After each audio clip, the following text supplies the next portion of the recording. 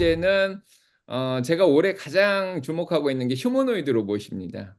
로봇 시장 중에서도 휴머노이드 로봇 시장이 앞으로 더 향상될 거다 이런 생각이 드는데 지금 테슬라의 옵티머스가 이제 야외에서 걸어 다니는 모습도 좀 보셨을 거라고 믿고요. 비탈길에서 미끄러졌는데도 불구하고 또 제대로 또 잘 일어나고 이런 모습도 보이고, 그다음에 현대가 투자하고 있는 보스턴 다이나믹스의 아틀라스는 백덤플링을 했습니다, 어제. 그래서 지금 옛날 하이드롤릭으로 할 때도 이 백덤플링은 했는데, 이번에 전기 배터리로 운영되는 새로운 아틀라스 2라는 게 있는데 그것도 백덤플링을 했고요. 그다음에 피겨2라는 회사가 있습니다. 그 회사는 BMW에 직접 배치가 돼서 실제로 조립을 도와주는 그런 역할도 하고 있는 상황입니다. 그래서 이미 산업용 로봇 시장은 굉장히 큰 규모예요. 지금은 굉장히 오랜 시간이 지났기 때문에 한 70% 이상은 산업용 로봇이 지금 잡고 있는데, 이제는 저희 생활에 가까워지는 휴머노이드 로봇이죠. 이런 거를 어떻게 보면 피지컬 AI라고도 할 수 있습니다. 그래서 생성형 AI, 저희가 보이지 않는 곳에서 뭘 만들어주는 이런 게 아니라 저희가 눈에 보이는 이런 곳에서 로봇들이 다니고 불이 켜지고, 그다음에 온도 조절이 되고, 뭐 영상의 촬영이 되고, 자, 이런 것들도 다 도와주는 그런 이제 실제 시대가 온 거죠. 그래서 이런 휴머노이드 로봇이 배달을 마지막, 그러니까 지금은 자율주행차가 집 앞에까지 오지만은 배달을 직접 문 앞에까지는 할 수 없거든요. 그래서 마지막 뭐이 100피트 문제다 뭐 이렇게 얘기할 수도 있는데, 그것을 휴머노이드 로봇이 집어가지고 문 앞에까지 갖다 주고 다시 타고 가고, 자, 이런 게 이제 현실화 되는 거죠. 그래서 올해는 가장 주목되는 게 이 휴머노이드 시장입니다. 아마 테슬라의 옵티머스도 올해는 한 1000대 정도 옵티머스를 팔지 않을까, 자, 이런 생각이 좀 들고요. 사실은 테슬라가 11월 5일까지는 박스권에 갇혀 있었죠. 그래서 올 초에 250불이었던 테슬라 주가가 11월 4일까지만 해도 250불이 못 넘어갔었습니다. 그래서 0% 오르다가 11월 5일 날 대선에서 트럼프가 확정이 되면서, 그다음에 트럼프가 일단 대선에 이제 트럼프가 당선됐는데 굉장히 도움을 많이 줬죠. 그래서 대선에 확정되면서 그때부터 70% 이상 지금 주가가 올라와 있는 상황이고요.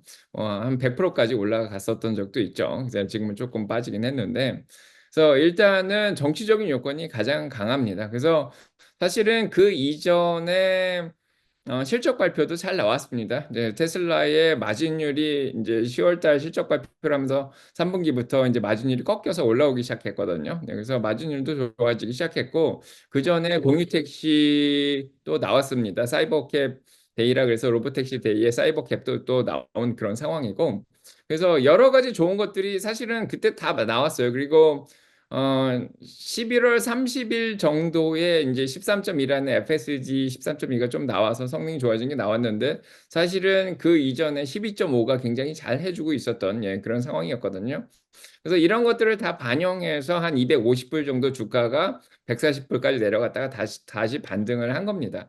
근데 그 상황에서 일단은 정치적 요인으로 트럼프 행정부가 들어설 거를 기대하면서 거기에서 이제 자율주행 쪽에 어느 정도 도움을 많이 주지 않겠냐. 그래서 테슬라가 지금 자율주행 쪽이 규제가 많이 더 풀려야지, 그래야지 이제 차도 더 많이 팔 수 있고, 그리고 사실은 이 자율주행은 주정부에서 관리를 하거든요. 주하고 이제 도시에서 관리를 하는데, 이거를 연방정부 차원에서 이제 규제를 하게 되면은 또 쉽지가 않죠. 그래서 NHTSA 같이 내셔널 하이웨이 트랜스포테이션 원, 그런데 국가교통국이라고 있습니다. 그래서 여기에서 음, 규제를 조금 풀어주고, 어떤 자율주행으로 인해서 이제 사고가 났을 때 그런 보고 의무도 조금 없애주고, 자, 여러모로 이제 좀 혜택을 좀 주면은 테슬라한테 도움이 많이 될 거다. 자, 이런 예측들이 나오면서 트럼프 행정부 하에서는 무조건 테슬라가 시총이 1 트릴리언 달러에서 2 트릴리언 달러, 1조 달러에서 2조 달러까지 올라간다고 이제 전문가들이 계속 그런 의견을 또 냈죠.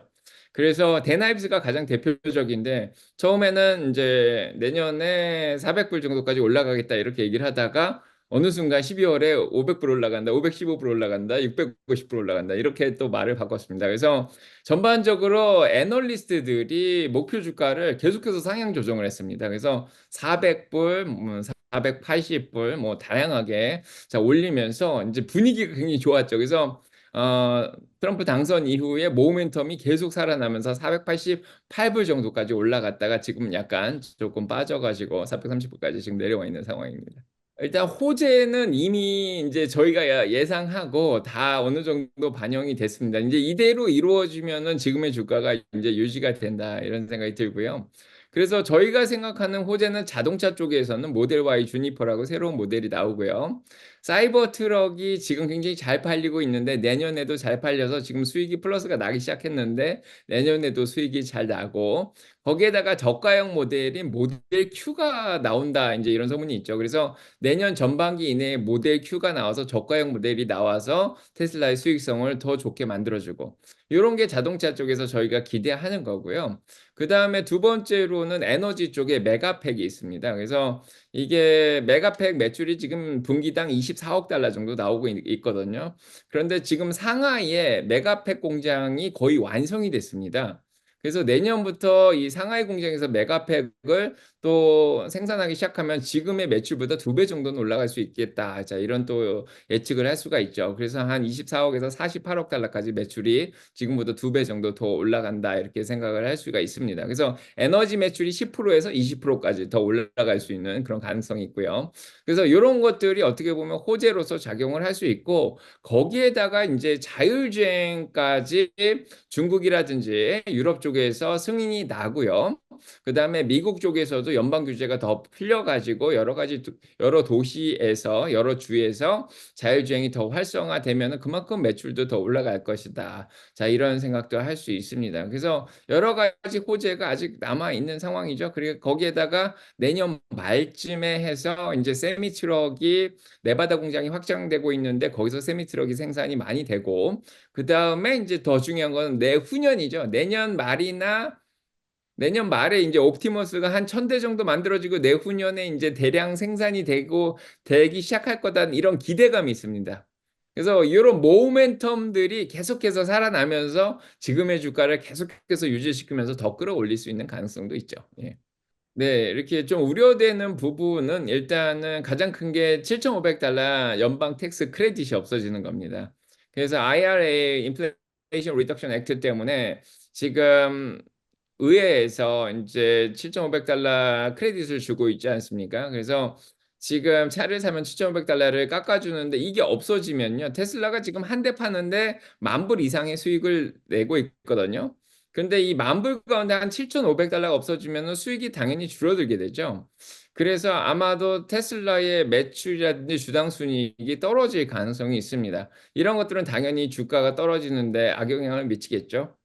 거기에다가 각 주별로 주던 이 전기차 또 혜택도 없어질 수 있는 가능성도 있고요. 얼마 전에 캘리포니아에서 발표한 것처럼 차별적으로 다른 차들은 주는데 테슬라는 안 주겠다, 이렇게 나오는 그런 주들도 있습니다. 그래서 이런 것들이 테슬라한테 영향을 미칠 수는 있는데, 테슬라가 이거를 극복하기 위해서는 생산성을 올리면 되겠죠. 그래서 지금도 규모의 경제를 달성했는데 생산을 더 효율적으로 해 가지고, 지금 기가프레스 같은 거 이용해서 인제 생산량이 많이 줄어들었는데 여기 옵티머스도 배치되고 이렇게 하면서 생산량이 더 줄어들고, 이러면은 수익 구조를 더 좋게 만들 수가 있고요. 중요한 거는 인제 다른 경쟁 업체들이 텍스 크레딧을 못 받는데, 사실은 전기차들이 잘 발전하려면 계속해서 보조금이 필요합니다. 옛날에 테슬라도 2008년 이래로 계속해서 위기가 여러 번 왔었는데 정부 보조금 때문에 테슬라가 버틴 게 좀 있었거든요. 그래서 다른 이제 경쟁 업체들이 이런 텍스 크레딧을 못 받게 되고, 특히 전기차에 지금 뛰어들고 있는 이런 회사들, 내연기관차 중에서도 전기차를 개발하는 회사들이 있습니다. 이런 회사들이 이 크레딧을 못 받으면 경쟁에서 도태가 될 수 있죠. 그러면은 테슬라의 독점 체제가 형성이 될 수가 있습니다.